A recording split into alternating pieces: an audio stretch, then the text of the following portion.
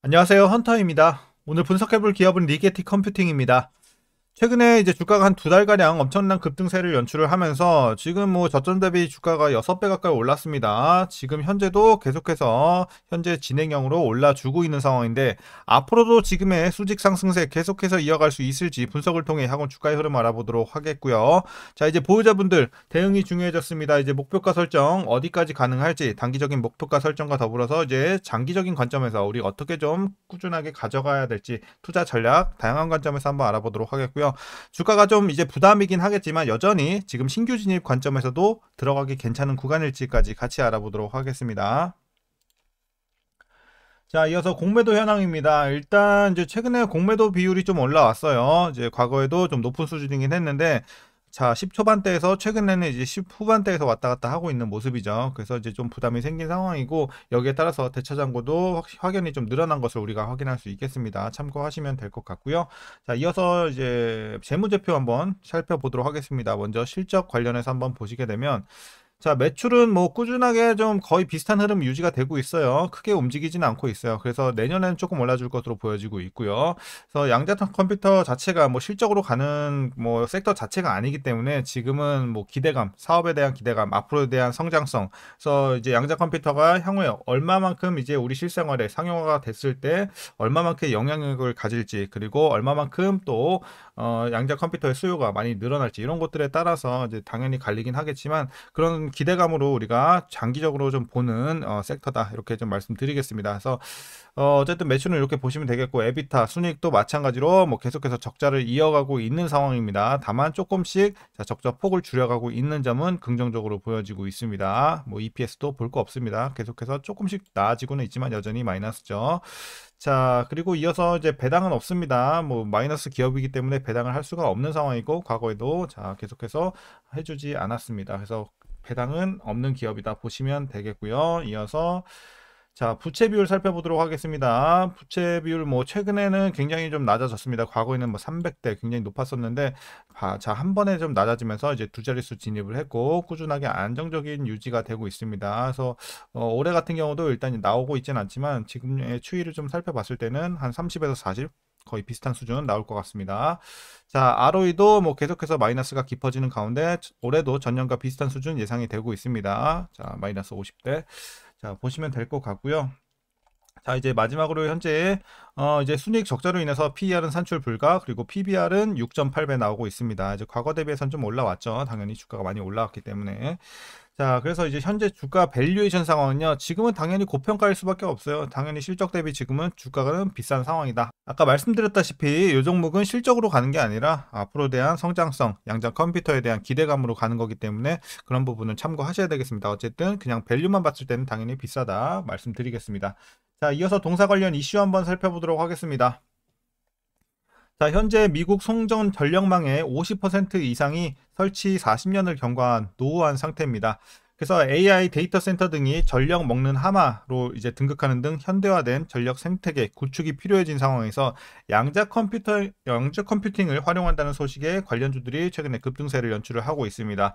특히 미국이 내년 1월부터 자, 중국 반도체, AI, 양자 컴퓨팅 등 첨단 분야에 대한 투자를 금지하기로 한 점도 긍정적으로 다가오고 있고요. 양자 컴퓨팅 시장은 지난해 18조대에서 자, 2030년에는 123조대까지 성장을 하면서 연평균 31%씩 성장이 관측되고 있는 현재 상황입니다. 그래서 앞으로 이제 기대감이 많이 실리고 있는 이런 업황이고 자, 이제 리게티 컴퓨팅은 또 최근에 5천만 주를 직접 공모를 해서 1억 달러의 자금을 조달하는 데 성공을 했죠. 이번에 확보한 자금을 바탕으로 해서 이제 양자 컴퓨팅 하드웨어 및 소프트웨어 개발에 집중 투자할 계획이라고 하니까 참고하시면 되겠고요. 자, 특히 이제 다중칩 양자 프로세서 개발, 양자 컴퓨팅 클라우드 서비스 확장 등에 주력을 해서 양자 컴퓨팅 시장에서의 입지를 다진다는 회사의 전략입니다. 이제 리게티 CEO 차드 리게티는 앞으로도 혁신적인 기술 개발을 통해서 다양한 분야에서 양자 컴퓨팅 기술의 상용화를 앞당기겠다고 포부를 밝혔습니다. 그래서 이런 것들도 좀 긍정적으로 작용을 하고 있습니다. 자, 그리고 이 리게티는 이 매출과 총 마진 감소에도 불구하고 양자 컴퓨팅 기술 개발에 박차를 현재 가하고 있는데요. 자, 내년 중반까지 36큐비트 시스템을 출시하고 내년 말까지는 100큐비트가 넘는 시스템을 선보일 계획이라고 합니다. 이제 참고로 말씀드리면 이 큐비트는 양자 컴퓨터의 성능을 나타내는 단위인데 숫자가 클수록 당연히 더욱더 강력한 성능을 의미하게 되겠습니다. 그래서 이제 기대를 해보면 좋을 것 같고요. 리게트는 이제 리버레인, 엔비디아와의 전략적 협력을 통해서 양자 오류 수정 및 하이브리드 컴퓨팅 개발에도 주력을 하고 있습니다. 자, 이제 마지막 이슈입니다. 리게티는 정부 계약 확보에도 적극적으로 나서고 있는데요. 특히 미국 국가 양자 이니셔티브 재승인 법안에 큰 기대를 걸고 있습니다. 이 법안은 양자 컴퓨팅 기술 개발과 산업 육성을 위한 정부 지원을 강화하는 내용을 담고 있어서 리게티의 성장에 긍정적인 영향을 미칠 것으로 예상이 되고 있습니다. 그래서 이런 것들도 이제 최근에 호재로 다가오고 있습니다. 그래서 굉장히 지금 재료 자체는 괜찮은 상황이다. 그래서 여기에 따라서 기대감이 점점 커지면서 이제 투심이 쏠리고 있는 상황이죠. 이제 뭐 양자 컴퓨터 관련해서.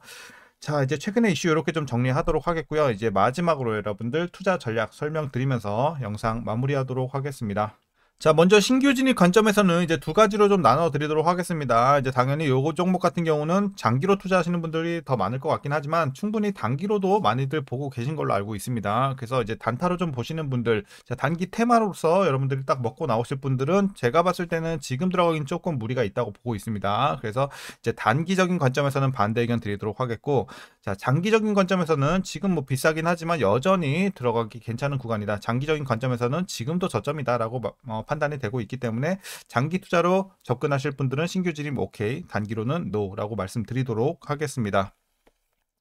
자, 그럼 이어서 보유자분들 대응 방법입니다. 이제 보유자분들 어떻게 대응하시냐면요.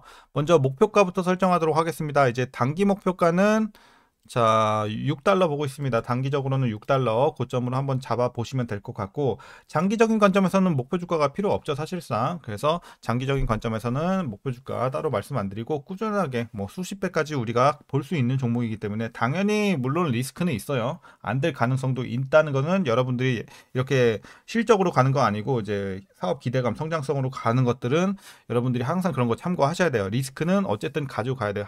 결국에는 하이 리스크 하이 리턴인 거고, 그래도 저는 개인적으로 양자 컴퓨터는 향후에 좀 대박을 낼 수 있다라고 보고 있는 섹터예요. 그렇기 때문에 개인적으로 좀 단기적인 관점보다는 장기 초장기로 대응하시면서 최소 뭐 5년에서 10년 이상까지도 여러분들이 보면서 떨어질 때마다 모았던 총알 투입시키고 이런 식으로 좀 모아가시는 게 좋지 않을까라고 좀 보고 있습니다. 그래서 뭐 지금의 급등 급락은 너무 연연해 할 필요는 없을 것 같고요.